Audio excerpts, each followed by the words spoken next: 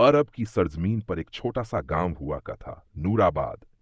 ये गांव ना ज्यादा बड़ा था, ना ज्यादा रोशन, लेकिन वहां के लोग नेकदिल और सादगी पसंद थे। नूराबाद की गलियों में एक बूढ़ा दर्जी रहा करता था, हजरत सईद। उसकी उम्र तकरीबन 80 साल की थी और चेहरा ऐसा रोशन मानो इबादत की तपिश ने उसे नूर से भर दिया हो। वो पांचों वक्त की नमाज का पाबंद था, रोज कुरान की तिलावत करता और गांव के बच्चों को इल्म और दीनी तालीम देने के लिए हर शाम मस्जिद के आंगन में बैठता। सईद साहब का कोई बेटा ना था, सिर्फ एक बेटी थी, रूहाना। रूहाना अपने बाप की आंखों की ठंडक थी।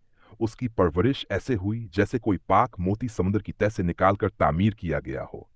सादा लिबास, पर्दे की पाबंदी और अल्लाह से बेइंतहा मोहब्बत, ये सब उसकी शख्सियत में बसी हुई बातें थीं। रूहाना की उम्र जब 20 साल की हुई तो बहुत से रिश्ते आने लगे, लेकिन सईद साहब का एक उसूल था, रिश्ता सिर्फ दौलत का नहीं, दीन का देखकर किया जाना चाहिए। हर रिश्ता जो आता, अगर नमाज का पाबंद ना होता या सिर्फ दुनिया की बात करता, तो सईद साहब नरमी से इनकार कर देते। एक दिन गांव में एक नौजवान आया। उसका नाम था यूसुफ। वो किसी दूसरे शहर से आया था और गांव के पास एक खंडहर सी जमीन को साफ करके खेती करने लगा।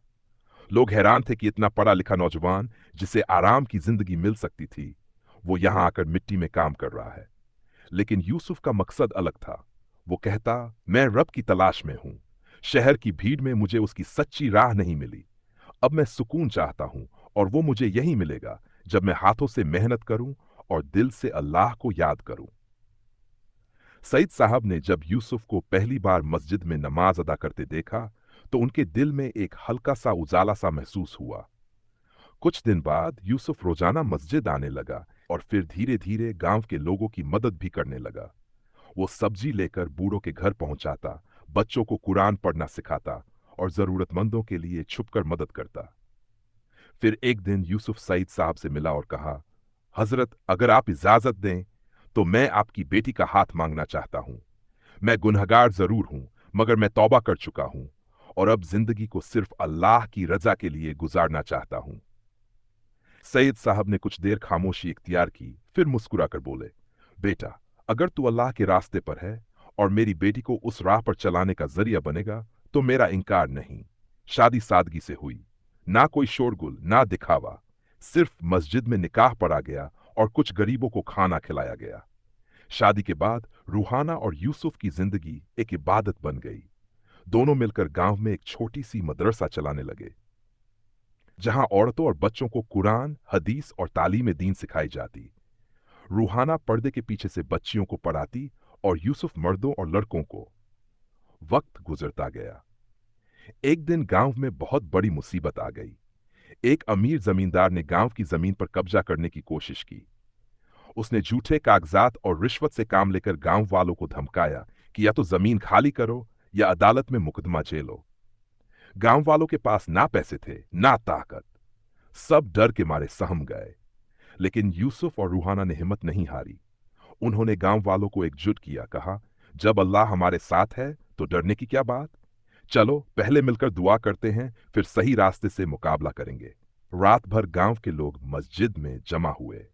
अल्लाह से आंसुओं भरी दुआएं की गई। यूसुफ ने गांव वालों को समझाया कि कैसे इस्लामी उसूलों के जरिए वो मुकदमे में अपनी बात साबित कर सकते हैं।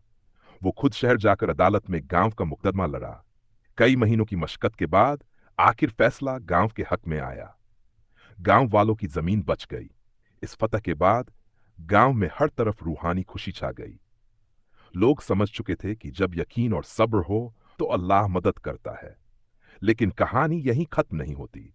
एक रोज रूहाना बहुत बीमार पड़ गई। डॉक्टरों ने जवाब दे दिया। यूसुफ टूटने के कगार पर था, लेकिन उसने रोने के बजाय सजदे में सिर रखा और कहा, या रब, तू मेरी अमानत को ले रहा है, लेकिन मुझे शिकायत नहीं। बस इतनी गुजारिश है कि उसे बगैर तकलीफ के अपने पास बुला ले। रूहाना ने अपनी आखिरी सांसों में यूसुफ से कहा, हमने एक नेक जिंदगी गुजारी, अब मेरी रूह अल्लाह से मिलने को बेताब है। तू मेरे लिए रोना नहीं, बल्कि अल्लाह से वादा करना कि मेरे जाने के बाद भी तू गांव में दीन का काम जारी रखेगा।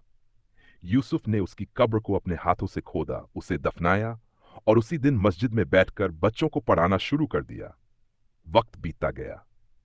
यूसुफ बूढ़ा हो चला, लेकिन उसका दिल पहले से ज्यादा मजबूत और रोशन हो गया। लोग उसे हाजी यूसुफ कहने लगे। उसकी दुआओं में अजीब असर था। जो भी तकलीफ में आता बस कहता, हाजी साहब एक दुआ कर दीजिए, और अल्लाह उसकी दुआ कबूल कर लेता। एक दिन जब वो आखिरी सांसें ले रहा था, गांव की मस्जिद में अजान हो रही थी।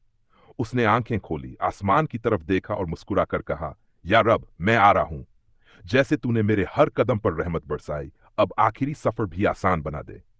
और फिर उसकी रूह परवाज कर गई।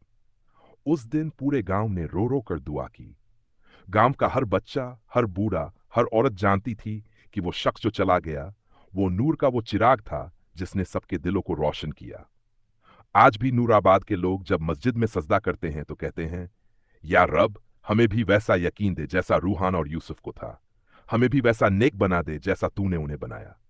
अल्लाह सबको ऐसा यकीन, ऐसी सब्र और ऐसी मोहब्बत अता फरमाए, आमीन।